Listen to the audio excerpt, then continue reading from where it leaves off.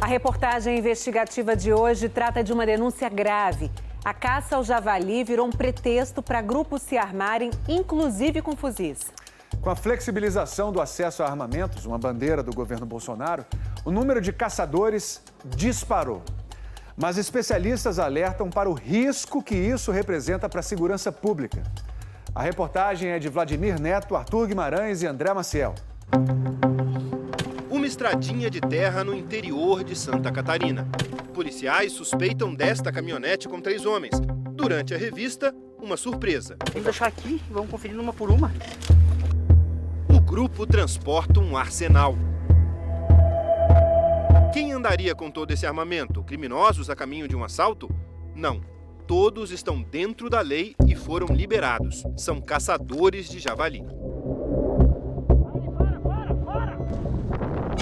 Nas redes sociais, caçadores exibem suas armas. Galera, olha como é que o fusãozinho vai.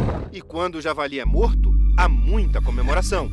Morreu, paca véia! Pela lei, caçar é proibido no Brasil. Mas o javali é a única exceção. Ele pode.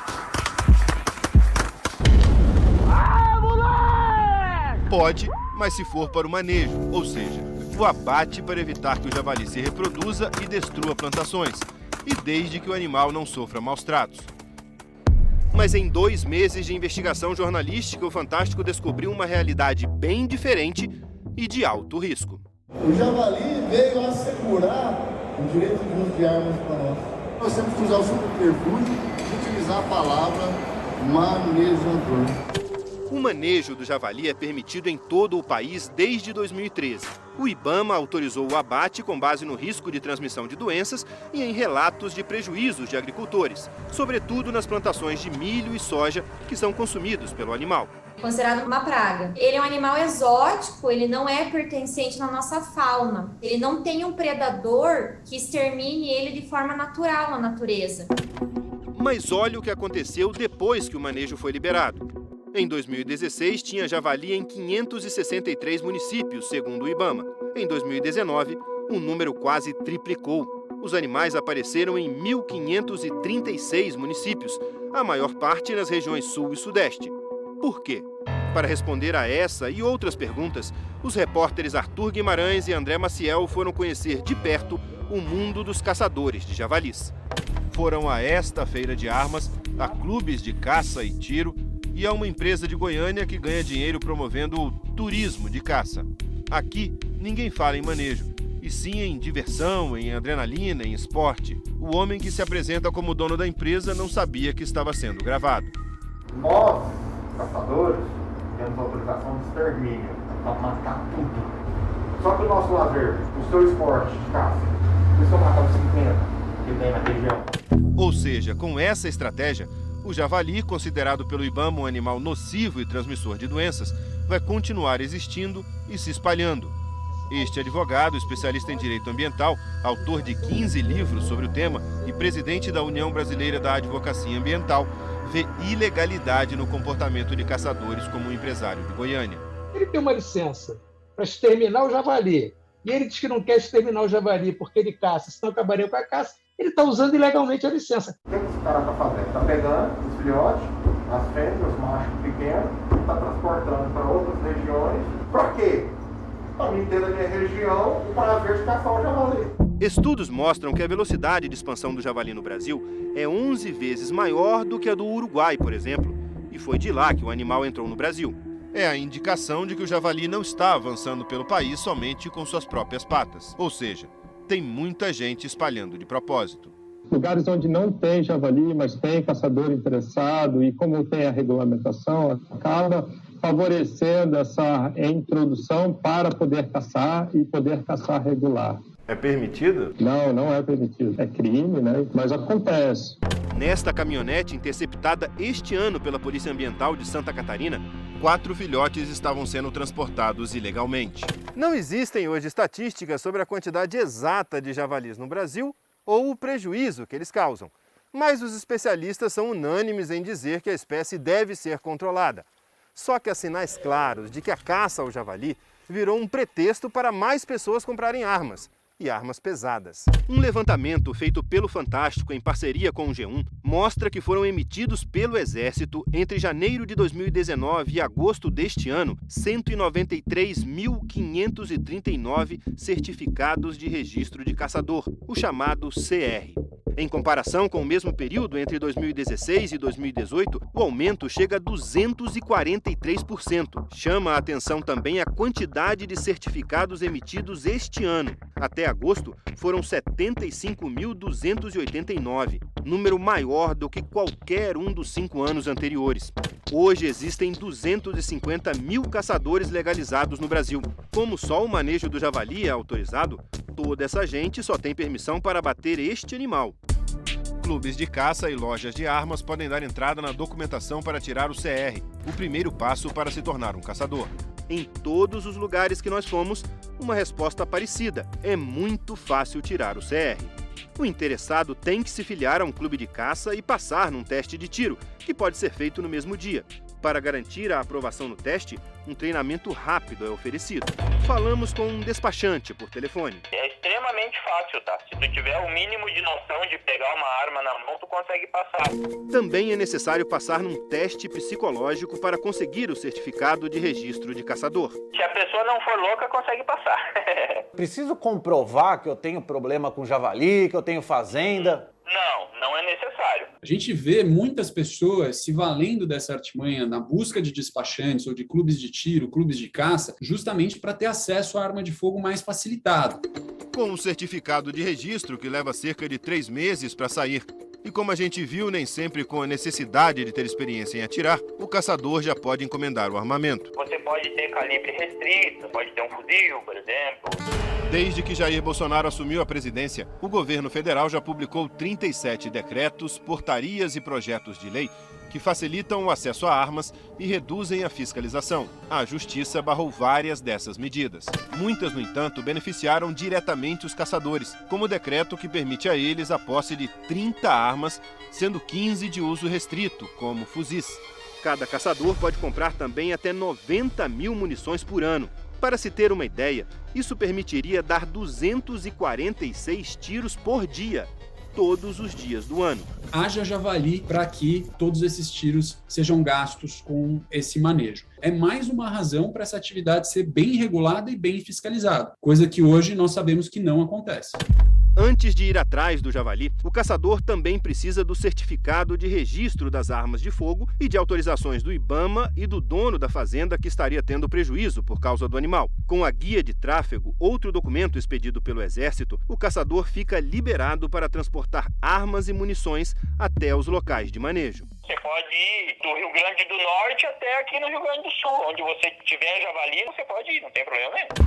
Um kit que inclui documentação, viagem, cachorro, roupas temáticas, armamentos e munição chega a custar R$100 mil. Um problema que deveria ser concentrado ao campo, concentrado ao mundo rural do Brasil, em determinadas regiões específicas, e que acaba gerando um salvo-conduto, uma verdadeira possibilidade de liberação de armas para aquele que se cadastra como caçador. O homem que se diz dono de uma empresa de turismo de caça em Goiânia fala que tem à disposição 100 fazendas cadastradas que autorizam a entrada dele e de seus clientes. O preço por pessoa fica hoje em torno de 300 a 400 reais. No final de semana eu tenho caçado. Eu nunca tirei. E nunca precisa. Agora dirigir o carro. O teu instrutor vai te ensinar? Pronto, é a mesma coisa. Por lei, o exercício da caça profissional é proibido. Ele tem uma atividade profissional que estimula a caça, isso está fora do que a legislação autoriza, é ilegal. O turismo para esse tipo de situação é uma anomalia, é uma bizarrice jurídica que também deveria ser combatida. Tem uma autorização do Ministério do Turismo para poder desenvolver o turismo de caça no país. O Ministério do Turismo afirmou que nenhum registro da empresa foi identificado. O Fantástico procurou o empresário. Perguntamos sobre suas declarações captadas pela nossa equipe. Ele não quis responder. Moradores do campo reclamam que os caçadores nem sempre ficam só nas fazendas onde o acesso foi liberado. Entra a centralização e o pau do vizinho também virou um esporte de fim de semana. Todo mundo tem medo por causa das crianças, tem dia que a gente vê, parece uma guerra. Nosso levantamento, feito via Lei de Acesso à Informação, indica que até em lugares onde o registro de abates é muito baixo, o manejo do javali parece ser só um pretexto para muita gente ter arma. Por exemplo, em parte das regiões Norte e Nordeste, 3.845 caçadores conseguiram registro em 2020, mas no ano passado inteiro foram abatidos apenas 16 javalis, segundo o IBAMA e o Exército. A gente tem um problema muito sério sendo criado em termos de segurança pública. Quanto mais armas em circulação, maior a violência. Aumento sem controle, na verdade, é uma receita para o desastre. Fala, Mardito, nós estamos... Este é Samurai Caçador, uma espécie de influencer, um porta-voz da categoria. Ele dava palestra no mês passado durante uma feira de armas em Santa Catarina quando disse isso. O javali veio assegurar o direito de uso de armas para nós. E nós temos que usar o subterfúgio de utilizar a palavra manejador. Se essa é uma desculpa usada para ter acesso à arma, é um crime contra o Estatuto do Desarmamento, pena prevista em lei e deve ser judicializado pelo Ministério Público e esse tipo de atuação coibida imediatamente. O nome do samurai caçador é Mardiqueu Silvio França Filho, vereador do PSD e presidente da Câmara Municipal de Monte Azul Paulista, no interior de São Paulo. Na palestra lotada, Samurai Caçador também falou a seguinte frase: nós vamos assegurar o direito de armas, mesmo que alguma coisa muito ruim aconteça e está para acontecer. Nas manifestações do dia 7 de setembro, Samurai subiu em carro de som e fez discurso na Avenida Paulista. Vamos tirar todos esses malditos que querem fazer desse Brasil uma ditadura. Nenhum maldito vai ficar contra o povo.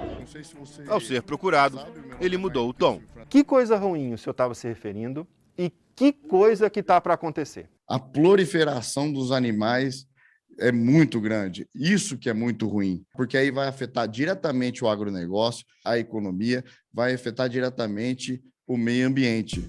Também perguntamos sobre o manejo do javali ser considerado um subterfúgio para o acesso a armas.